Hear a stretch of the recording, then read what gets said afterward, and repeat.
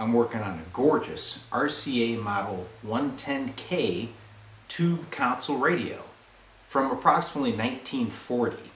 This thing is just gorgeous. I love the dial, and it runs 4 6K 6 output tubes. Should be a real honker when I get her going. Let's take a look at it. The cabinet is in excellent shape. I don't see any cracking in the veneer. The dial is perfect. It's got the original knobs, beautiful carving.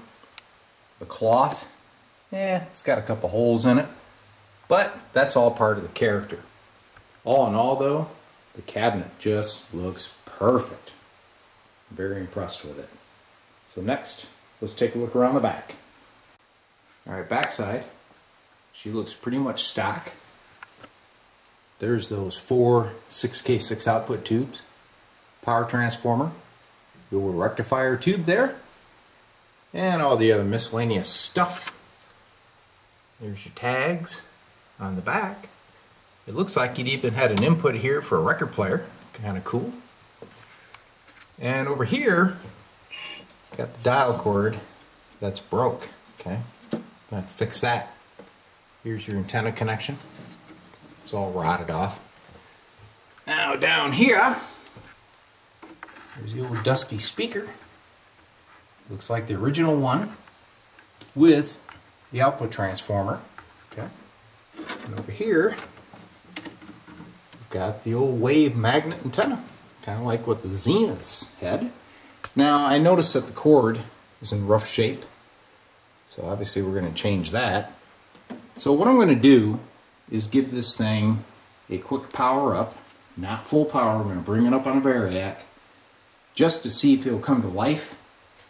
Then I'm going to pull the chassis out and give her a good look over. So the RCA is now plugged into my little variac here. And what I'm going to do is just bring up a little bit of voltage and make sure we have current draw. You can see she's pulling current. Alright? So that means the power transformer is good. That's all I really want to know at this point. So the next step, what I'm going to do is get underneath here and pull out the mounting bolts. Get this chassis out. I want to give it a good inspection before I dare give it full power. But right now, I think that this thing is going to be a great restoration candidate. So luckily, when these things were engineered, they made everything plug in. So the antenna simply unplugs, and so does the speaker, right? So it makes it nice and convenient to take her out and work on it. This was back in the days, you know, when that guy would have to come to your house with a tube caddy and say, well, I think you got a bad 6K6 tube here, you know. Gets out his tube checker, does his thing. By the way, there's the old original tag showing the model number.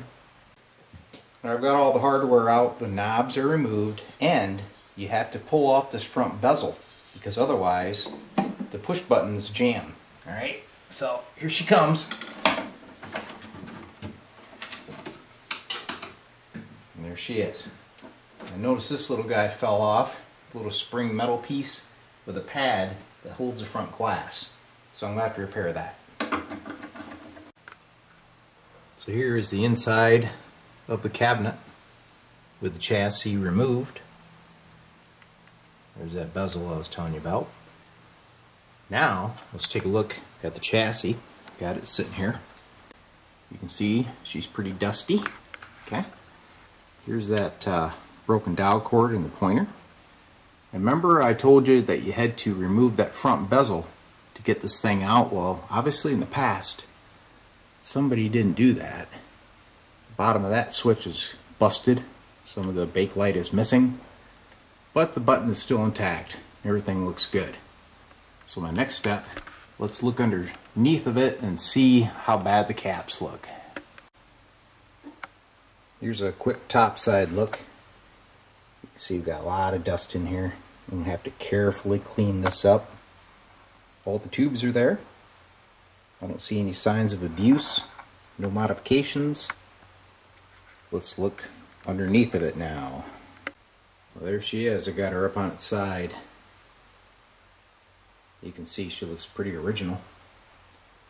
Right there is the line cord that's been replaced in the past. All those old wax caps still installed. The old no tolerance resistors. She looks pretty stock. A lot of dust here in this band selector switch. A lot of cleanup to do, but this thing's well worth it. This is a very classic radio, and I've always wanted one, so now I'm going to have to work for it. Alright, the first thing I'm going to do is remove this hazardous power cord. Get that out of there. Get something new in here.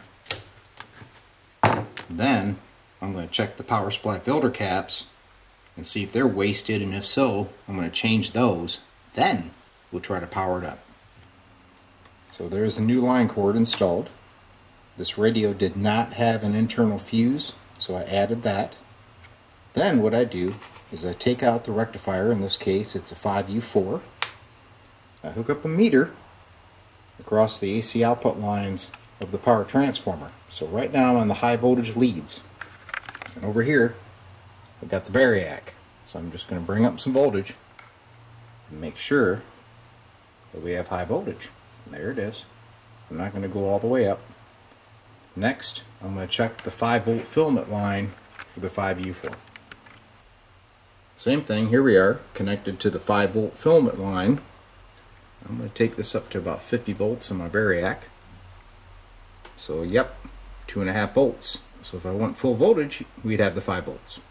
So now I've reinstalled the 5U4 and I've hooked the speaker back up, because part of the high voltage circuit goes through the fields on the speaker, right?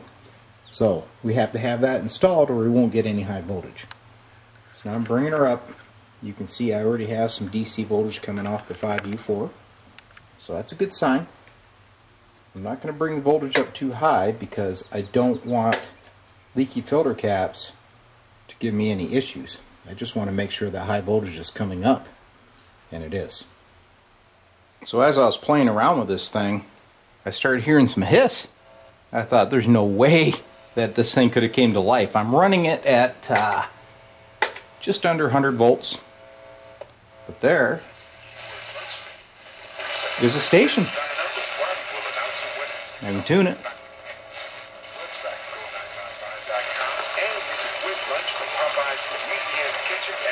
So it appears as though this thing was in better shape than I thought.